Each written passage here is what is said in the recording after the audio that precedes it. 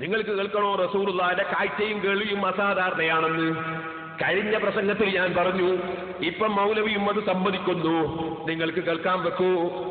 നബി സല്ലല്ലാഹു അലൈഹി വസല്ലമിന് വഹി കിട്ടുന്നത് തന്നെ റസൂലുള്ള ജിബ്രീലിനെ കാണുന്നത് കൊണ്ടല്ലേ? ജിബ്രീലിന്റെ ശബ്ദം റസൂലുള്ള കേട്ടിട്ടല്ലേ?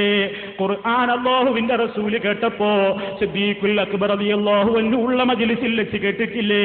ഖദീജത്ത് റളിയല്ലാഹു അൻഹയുള്ള മജ്ലിസിൽ വെച്ച് കേട്ടിട്ടില്ലേ?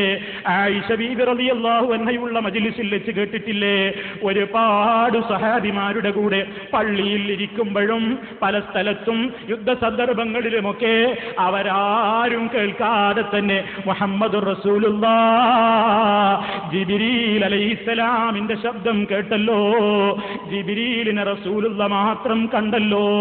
ആയിഷ ബീവിയുടെ മടിത്തട്ടിൽ തലവെച്ച് കിടക്കുമ്പോൾ പോലും റസൂൽ ജിബ്രീലിന്റെ ശബ്ദം കേട്ടിട്ടുണ്ട്, ജിബ്രീലിനെ കണ്ടിട്ടുണ്ട്. അതേ അവസരത്തിൽ ആയിഷ ബീവി റളിയല്ലാഹു അൻഹാ ശബ്ദം കേട്ടിട്ടുമില്ല.